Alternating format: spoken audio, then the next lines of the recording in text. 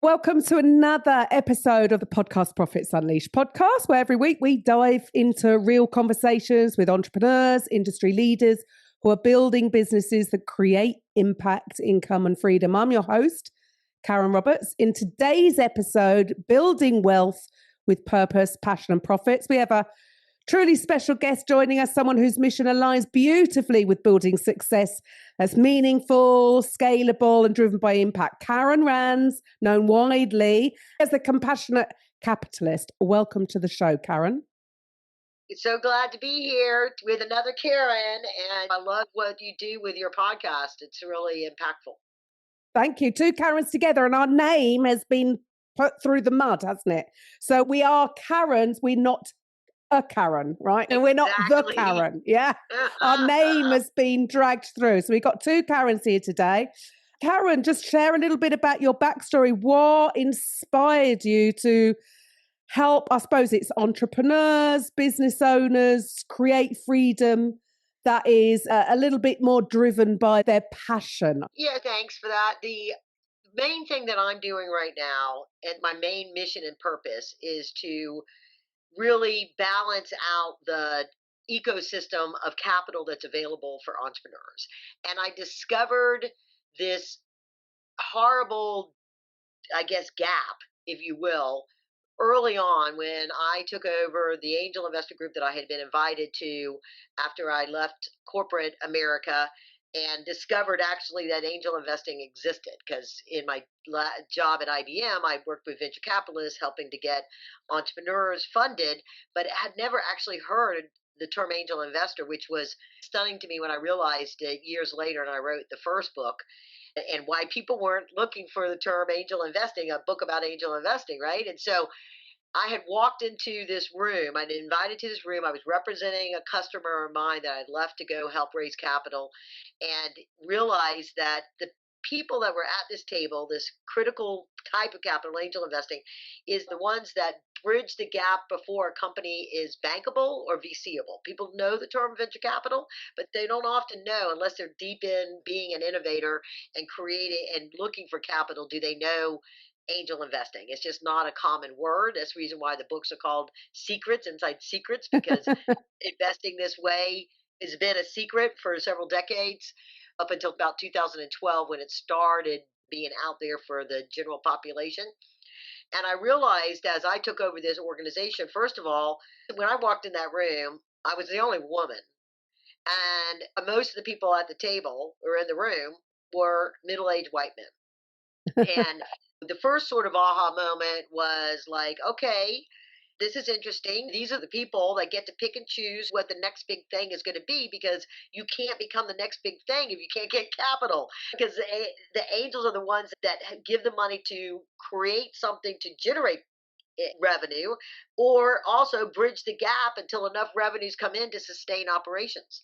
And so that was one of the first epiphanies, like, why aren't there people of color or women in this room? And then over time, I would have a few come through on my events as I was running it. But I also became really aware that because we're in the business of producing, similar to a Shark Tank, there's an entertainment value. I had to get investors to want to come to my event so that the companies that were there had a shot at raising capital.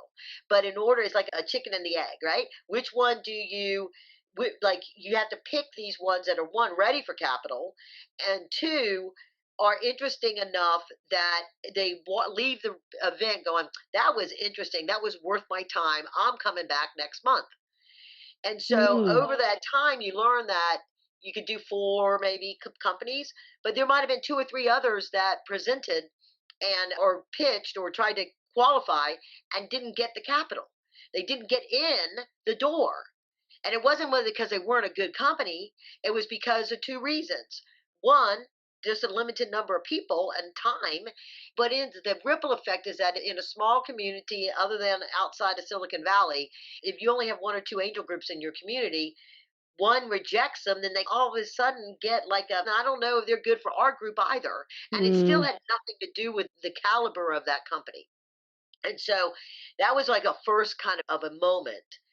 And then as time moved on, and I realized I had thought that all deals were green, right? That if investors saw that they could make money, they would invest. I really did not have a sense that there was a gender or a racial bias with the people in the room until I started to see statistics.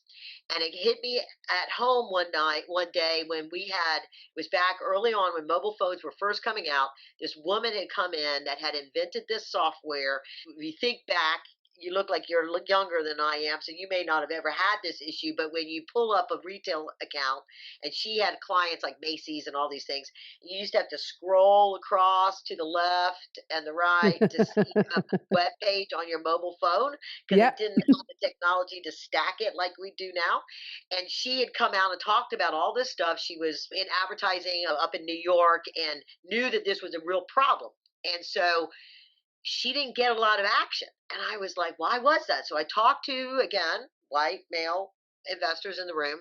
Why did you not like her business? Why did you think it's a huge opportunity? It's a huge problem that needs to be solved. They were like, exactly. It's a huge opportunity. And she didn't talk about how big it was. And so she's not the one to run the company. She doesn't have enough confidence. She doesn't have enough vision for what this business can do. So the only way I would invest in that is if there was a man that had the vision and the confidence to build this technology company.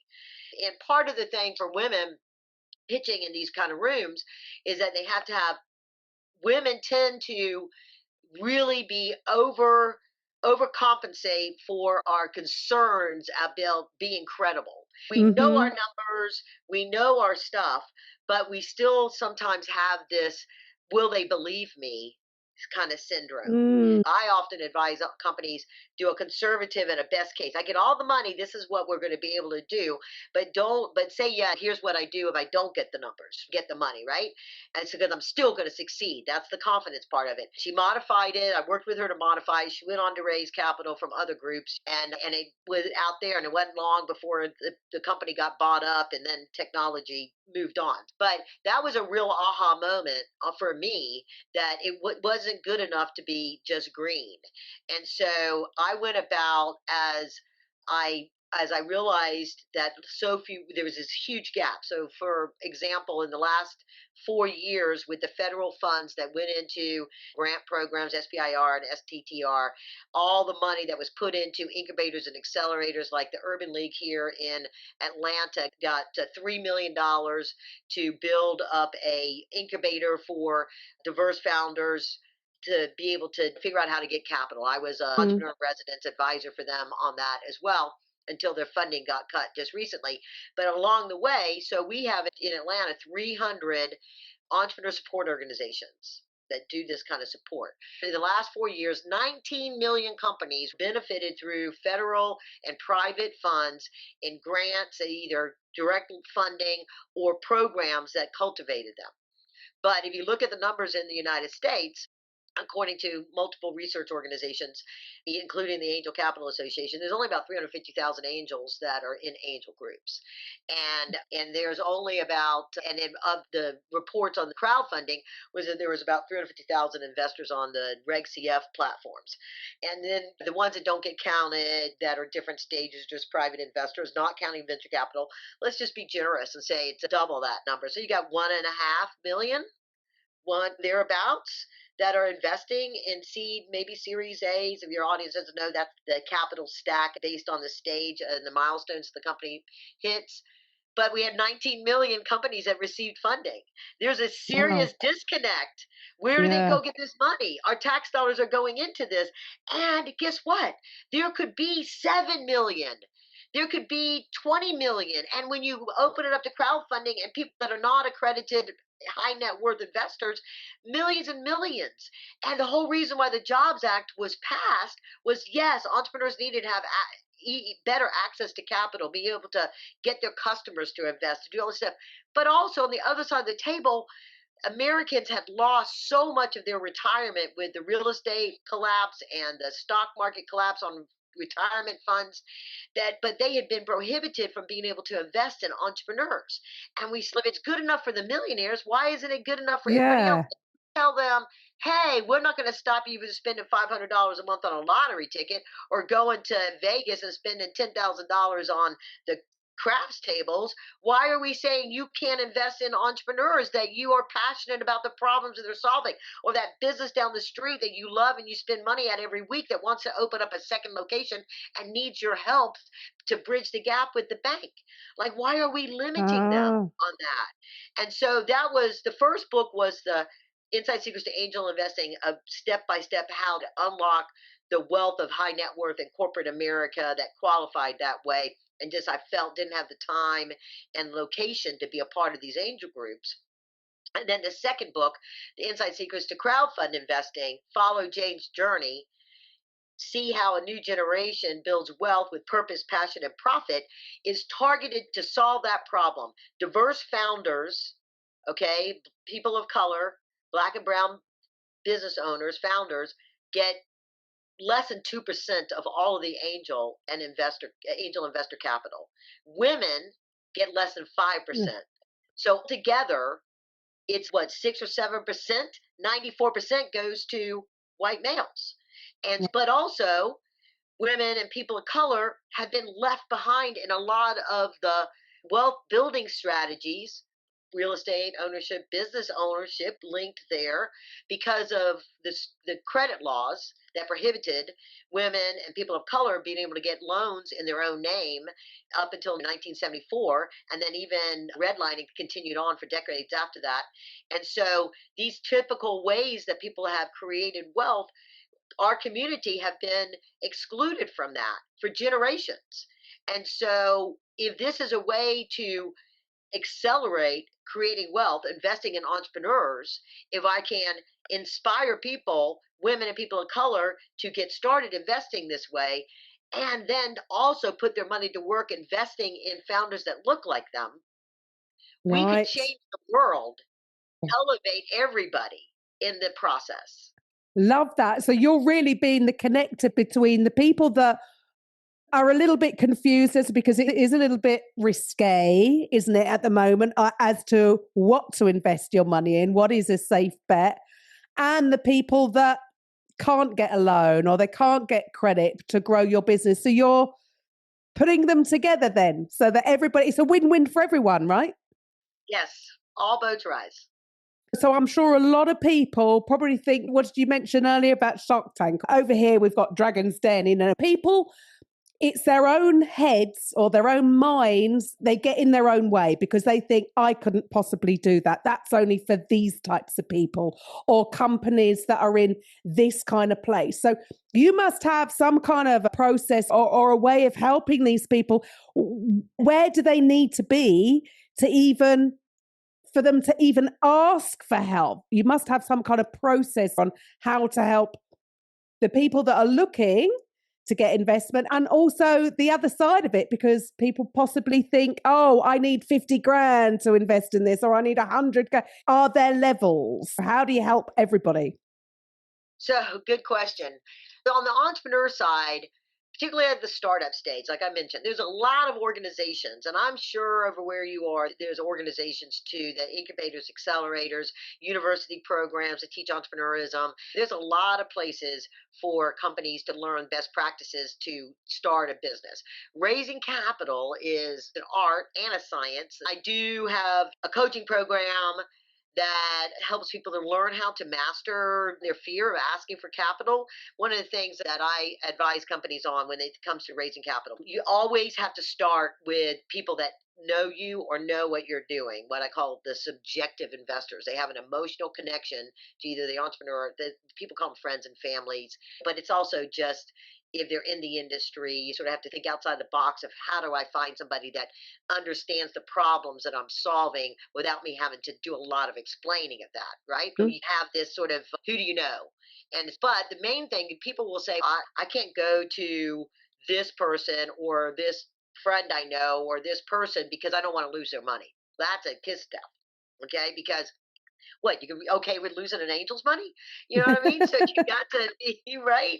So you have to think of it. This is where you think of it. Somebody said to you, okay, all you're gonna there's $1 million out there in that field, and all you got to do is go find. It's gonna take two people to dig it up. You got to go find somebody you trust, and give them a shovel, and then you go out there and you dig it up, and y'all have the $1 million.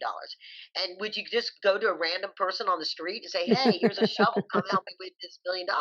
No, you go to somebody that you know and trust, that you want to share in your success, share in this gold that you found, right? So the investors that don't know you, and until they're expecting you to have done that, because they don't know you.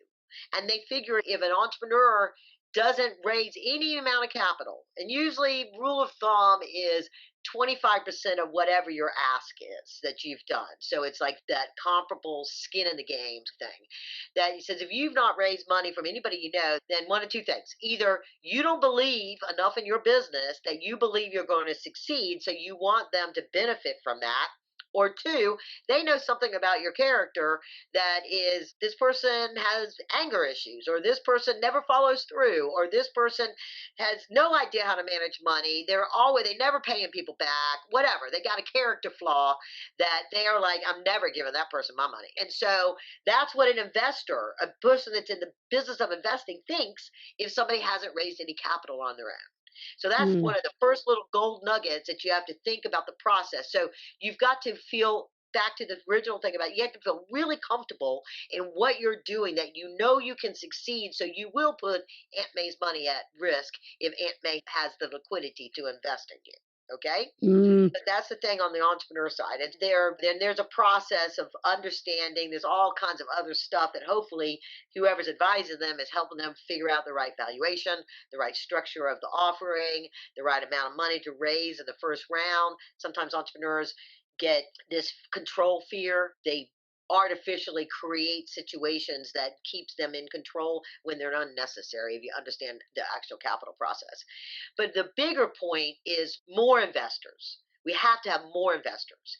And if it's true that it can accelerate the way somebody creates wealth, then if we can inspire people to overcome those fears. I don't know enough. I don't know enough business. I don't think I know enough about this, that, or the other thing. I don't have enough money. I don't have enough time. I don't have these things that we use to block our brains from taking action, right? Then they have to have the desire. The only way you overcome those things is desire. I try to tell that in Jane's story, that people can overcome it, right? She's not accredited, doesn't make 200,000, she makes $140,000 a year. Her kids are now out of college, and she's got her 401k, but she wants more, right? She wants to be more confident in her retirement, because quite frankly, women live longer if they're married. They live longer typically than their spouses. And so we don't anticipate that we're going to need another 10, 15 years of retirement income than what we're typically planning. And the idea that millennials and the younger generation have this hopelessness in a way of what the future might hold, because they see that their parents are struggling, and they're like, what is the reason to work these 40 years or whatever for mm, somebody else? And there's this perception that financial independence comes from running your own business, but it's really hard to run your own business. And in the United States, we have a healthcare crisis. If you can be in a corporate gig and have healthcare, and it's mm, not really pull your hair out or causing health issues being at work or working for this company, I propose keep the job, keep the benefits, and find your passion. Don't start a side gig and take that time up, but take your extra income, whether it's starting out $100 a month or $500 a month or whatever. In Jane's case, she figures out she's been saving up for real estate property, got shut out of the real estate game because it's gone up so much. You can't buy a rental house for 40 grand like you used to be able to. And so she takes 20 of that and decides to put it into companies and build a portfolio of starting out with 10, which is what I teach in the book and in my course. That's the other thing people can learn through step by step in a digital course, the Compassionalist Academy. And she starts with income producing and then diversifies based on industry and stage And so she creates a diverse portfolio, and it's all the things. It's figuring out what are you passionate about, going through this filter I offer of earn knowledge and learn knowledge. We go to college for something. Oftentimes we end up in a job that's not what we went to college for, right? So your learn is what you went to college for. You still know it. And your earned is what you do in life and the hobbies you have and the life experiences you have that you know stuff. But we don't give ourselves credit for knowing stuff. Like women, if they're a mother or an aunt or anything like that, they tend to know stuff about childcare or child products and things like that that they don't give themselves credit. They've gone out and did. Mm. I like this one. I don't like this one. This one's bad. I wish there was something that did this, right? Or whatever it is. And so it's really just believing and then taking the time, whether you spend too much time on social media, too much time watching reality TV shows, too much time, whatever it is that we tend to waste our time on, and start, like in Jane's case, she starts looking at these videos of these entrepreneurs and getting really excited about the problems that they're solving on these crowdfund platforms. And that becomes her thing. She turns on her records or her playlist and she starts looking at this stuff and gets really jazzed about some of these things, the problems that she's contributing, creating a legacy to solve these problems by giving these entrepreneurs capital that they would struggle to get otherwise. Love that. So this is an opportunity for both sides of the table. People who are in business, but like you said, it is a mindset issue. They've got, and unfortunately, I know a lot of people that don't, they're almost like hoping and wishing things are going to take off, and they don't have that mindset of, I know this is going to work, which is a shame, because then if they did, they could get the funding so that they can scale their business. And for the other side of it, people who don't want to take that big risk of losing the benefits from a safe job, but they can still have that extra income through investing. Yeah, I think a lot of people don't realize that is an option. They think, oh, I've either got to go into stocks and shares or I've got to get into real estate. I don't think many people are aware that this is an option. What should the listeners do next then to find out more? I know you've got a book and I know you've got a podcast. So what should the listeners do next to find out more? Okay, well, the first step would be the book, right? You can get it on Amazon. It's available in most countries. So if you just go to Amazon and search on Karen Rands, you'll come up with both books, Inside Secret, the first one and the second one.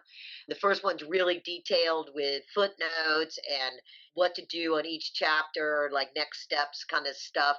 The second one is much more of a story learned through her lens. I would encourage them to go to the compassionalist.academy.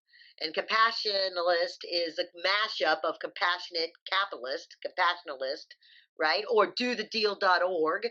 That is a landing page that it's a little, could be controversial by some folks' standards as to what I propose on there as to why to get started investing this way.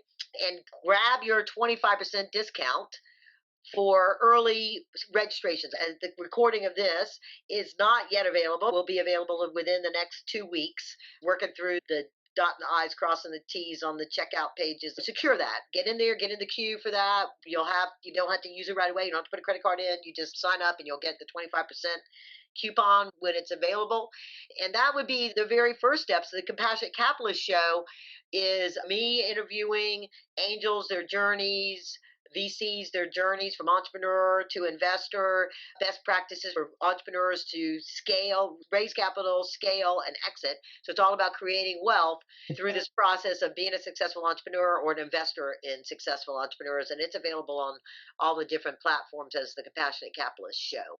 Awesome. And yes, if you're driving or walking the dog and you can't get to that, don't worry, resort back to the show notes because Karen's details will be in there. Yeah, thank you very much, Karen, for your time today. This is something a little bit different and that obviously has been out there for a while, but I don't think enough people are aware of it. So guys, go and grab that book. And to the listeners, I'll be here next week. And if anybody is out there and is a coach and would like to be doing what Karen's just done and guesting on podcasts as a way to grow your business, then, there's a little bit more to it than just talking into a mic. If you want access to my course, which is normally exclusively for paid clients, you can go to podcastprofitsunleashed.com/free. To get it free, you only have 5 days to go through the course and complete the assignments to get the bonus video. So guys, go to podcastprofitsunleashed.com/free, and I will see you next week with my next guest. Bye for now.